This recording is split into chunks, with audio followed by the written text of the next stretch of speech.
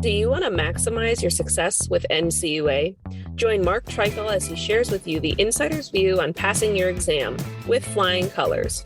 The With Flying Colors podcast is sponsored by Credit Union Exam Solutions by Mark Treichel.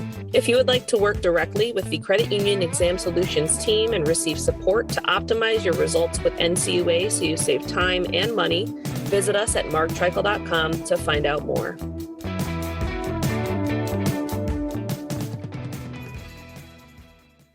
Hey, Mark Treichel here. Thanks for joining me for this episode of With Flying Colors. I'm flying solo again today, and I'm going to chat about the NCUA examination document of resolution, or DOR. That's DOR. So many of you have experienced getting a document resolution as part of your examination. Once upon a time, if you received a document of resolution, it meant that you could not be a code 1, because simply put, the examination would not, quote unquote, upload into NCUA's system if it was a code 1 and it had a document of resolution.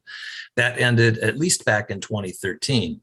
Why do I say 2013? Well, in 2013, NCUA came out with a letter to credit unions, 13-CU09, which means it was 2013, and 09 means it was the 9th letter of that year.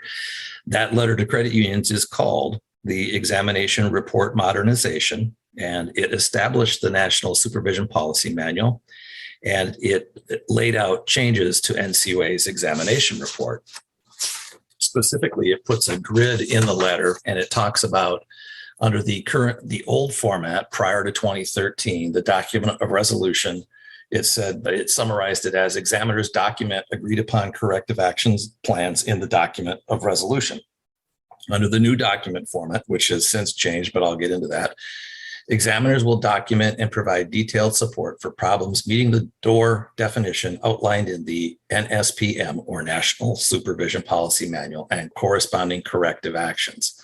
In the old definition, there's a reference to agreed upon corrective action. In the new document, there is not a reference to that. Does that mean that the credit union doesn't need to agree? No, absolutely not. Even though they took that reference out, credit unions still need to agree. There still needs to be negotiation on what is a document of resolution, when the due dates are due. That all is still part of what the interaction should include. And why do I say that? Well, the next level up from a document of resolution is a letter of understanding and agreement. Emphasis on agreement. They only go down that road when they're more concerned with where the credit union is heading. And at that higher level, last step, informal action, they have a reference to the word agreement. Therefore, that's proof. And if you find yourself negotiating with an examiner, that's what I would tell them. I would say, hey, the document of resolution needs to be negotiated just like a LUA, letter of understanding and agreement. Typically, that it won't even come to that, but I thought I would point that out here as I'm walking through the NCUA letter to credit unions on this topic. So the letter to credit unions since that point in time, it's still active. By the way, if you are looking at NCUA letter to credit unions on their website, it'll say whether the letters are active or inactive. If they're active, they still apply. And if they're active, the examiner can refer to them as part of their support for whatever it is they're asking or requiring of the credit union. All right, in the show notes, I will have a link to this letter to credit unions. I will also have a link to the current link for the National Supervision and Policy Manual. The National Supervision Policy Manual is hundreds of pages. It's essentially the examiner guide, or supersedes the examiner's guide that's out there on the website, and it's chock full of information. There are many pages on the document of resolution. A couple of these I want to highlight. Page 222 is where the document of resolution topic starts, and it states problems included in a DOR must be significant enough that an examiner would recommend escalating to the next level of elevated enforcement action. For example, an RDL, which is a regional director letter, or a LUA, the letter of understanding, which I previously mentioned. For failure to correct the problem, DOR items are those that management must begin to address immediately or within a compressed time frame due to the risk associated with the problem. A DOR must be concise, describe a problem, including all supporting facts. And by the way, that's where you should be able to negotiate to make sure that you're comfortable with the facts. The facts are the facts. If they want to put opinion in there, you need to push back to make sure that the facts are properly summarized and outline the corrective action necessary to resolve it. It also goes on to say sometimes a problem may take significant time to be resolved. In such an instance, a credit union must initiate action to address the item quickly, even if it may take a year or more to fully resolve the problem or comply with the corrective action. So they require immediate action, but it may be long-term action is essentially what those two paragraphs say in concert. There is a clause that says in cases of unforeseen circumstances, such as a disaster or pandemic, exam staff should be flexible and reasonable with DOR corrective action item frames and follow-up. Quite frankly, while it makes a reference to disaster and pandemic, they should be reasonable and flexible in pretty much every situation, particularly if you see yourself getting a document of resolution as a code 2 or even a code 3, they should be flexible and reasonable. You start slipping down the continuum of camel codes to a code 4, or heaven help us, a code 5, then you're going to see them being less flexible and less reasonable. And then in a code 4, code 5 is when 99 times out of 100, you're also going to see an accompanying regional director letter or a letter of understanding, which I mentioned previously. The section in the new National Supervision Policy Manual on document resolutions also goes on to specifically reference unsafe and sound practices. And it states that the Federal Credit Union Act gives the NCUA the ability to terminate insurance for unsafe and unsound practices. By the way, how many times has NCUA terminated insurance since the Federal Credit Union Act provided for that option? The answer is 0. It's a heavy hammer, but they've never, ever used it. And the reason they don't use it is there are other administrative actions that they can do that are much quicker.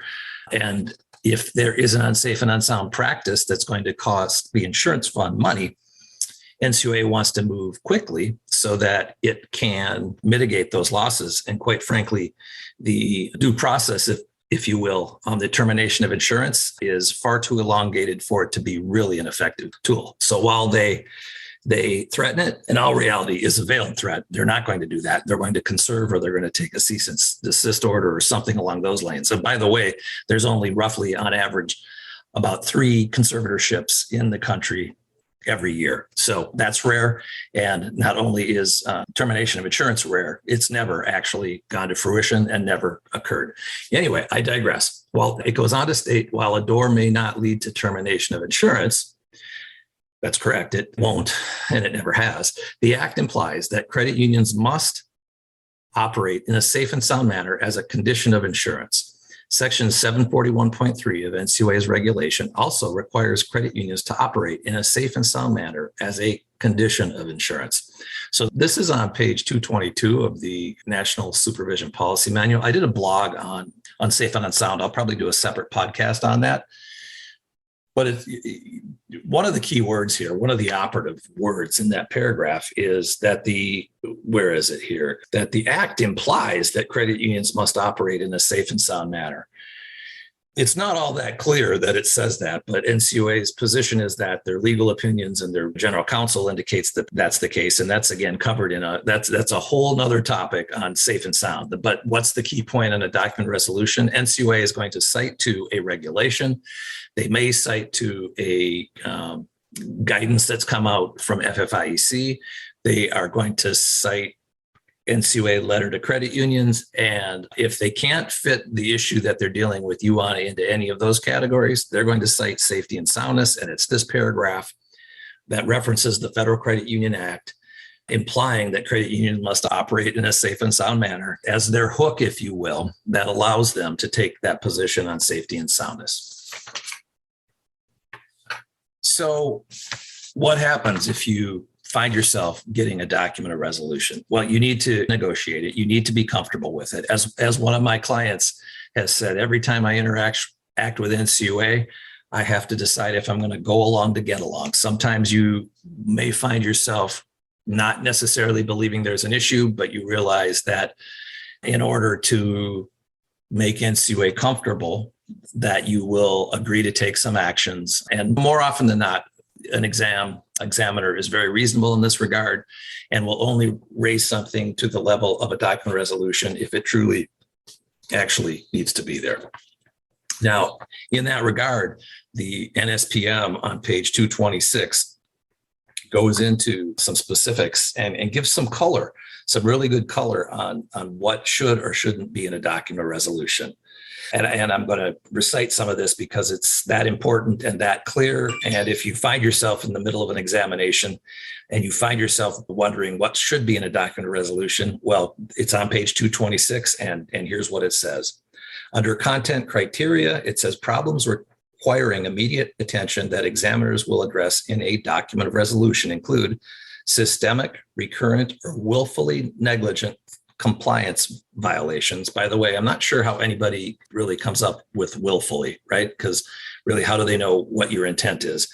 However, it's here in the guide. And number 2, BSA violations in accordance with the agreement between NCUA and FinCEN. So if you find that you've got a document of resolution on anything related to Bank Secrecy Act, you will not be able to negotiate that out of a document of resolution. With one caveat, if they have the facts wrong, you may be able to get it out of the document resolution. But assuming the facts they report are the facts, because they have an agreement with FinCEN, that is almost sacrosanct. It is an item that will definitely be in your document of resolution. And if there's a repeat finding in that, more likely than not, you'll find yourself elevated to a letter of understanding and agreement. I would say credit unions have done an amazingly good job on Bank Secrecy Act because they know that NCUA takes it serious and because they know that how important it is in the financial systems to prevent terrorism and the criminality, if you will.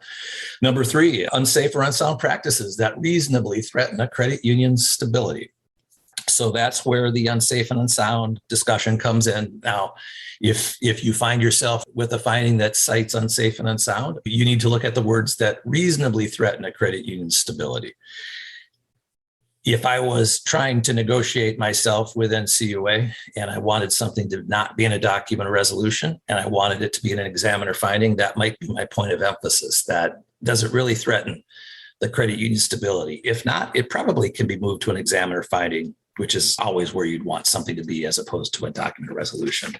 The 4th item, unsafe or unsound practices that are any action or lack of action that, if left uncorrected, may result in substantial loss or damage to a credit union or its members, including but not limited to operating with an inadequate level of net worth or capital for the type, quality, and concentration of assets held, engaging in lax lending or collection practices that include but are not limited to extending inadequately secured credit, originating credit without obtaining current financial information, extending credit without adequate controls, extending credit with inadequate diversification of risk. So a lot of loan-related items right there. And early on, it referenced net worth or capital. Obviously, if you find yourself having any sniff of prompt corrective action applying, you're going to find yourself with a document of resolution. And if you have concentration risks that create risk-based capital concerns, of course, you'd have to be large and have to have that apply to you. You might find yourself in the document of resolution arena, even though you have capital over well capitalized.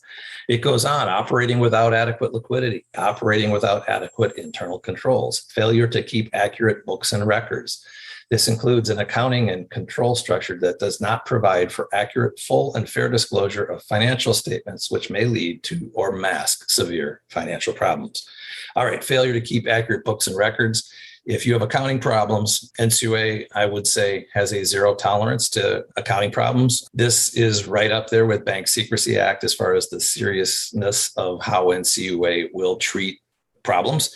You have accounting problems, you're going to get a document resolution or something higher, particularly the more material and long going those accounting problems are. So obviously, reconciling your corporate accounts timely. If that's not happening, I would be shocked if you didn't get a document resolution. And then if they've been going on for a longer period of time and there's potential losses related to that, definitely you're going to see yourself with a document of resolution. It also talks about masking financial problems. So without saying it to me, that's what's your allowance for loan loss? Are you charging off loans timely? Because if you don't charge the loans off timely, it's going to impact your loss ratio. If it impacts your loss ratio, it's going to impact your net worth. So that's what they mean in that item. It goes on, operating without a credit risk management program commensurate with the types of credit extended to the membership, operating without an asset liability risk management process commensurate with the complexity of the balance sheet.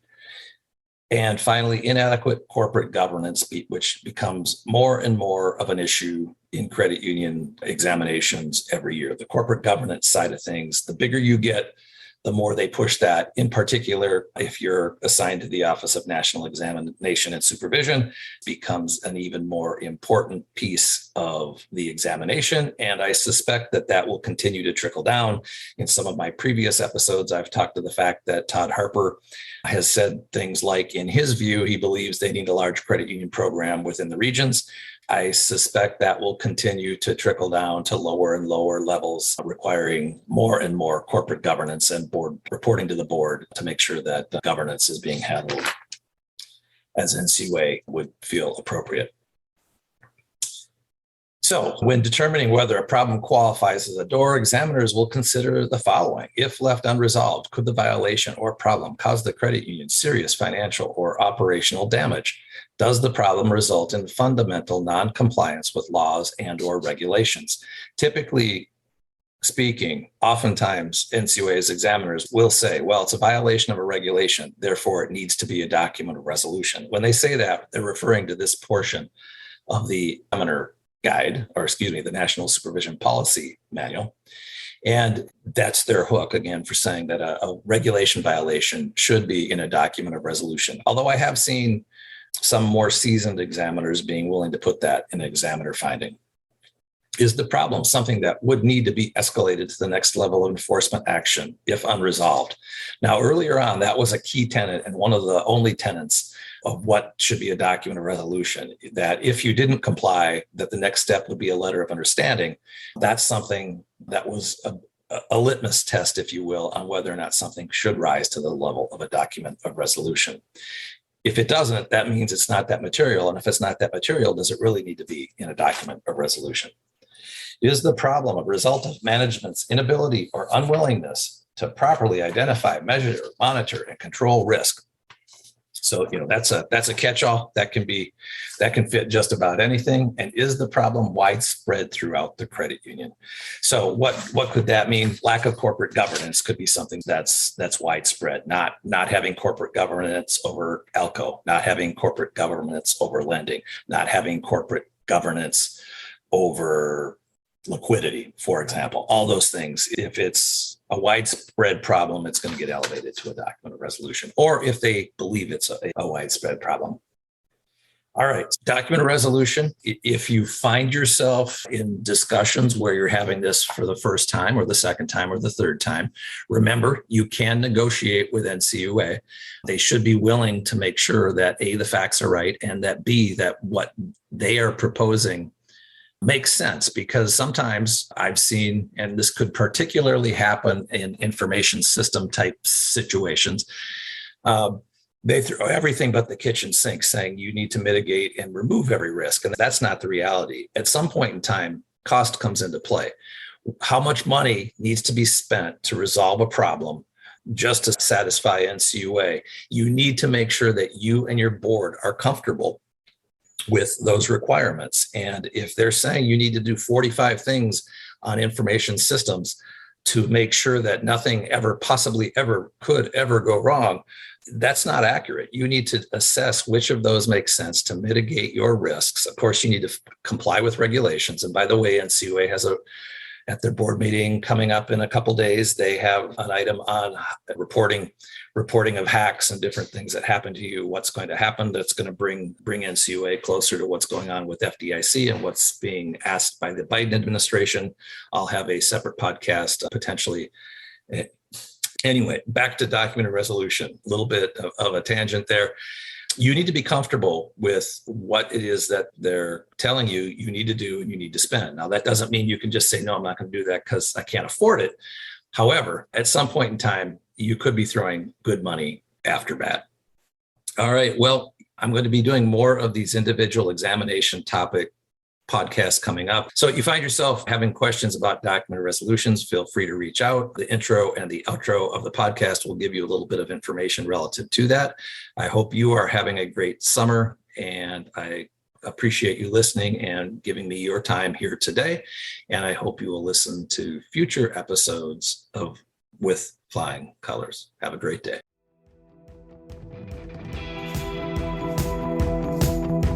Thank you for joining us on this episode of With Flying Colors. Subscribe on your favorite podcast app to hear future episodes where subject matter experts of all varieties will provide tips on how to achieve success with NCUA. If you would like to learn more about how we assist credit unions, check out our services at marktreichel.com.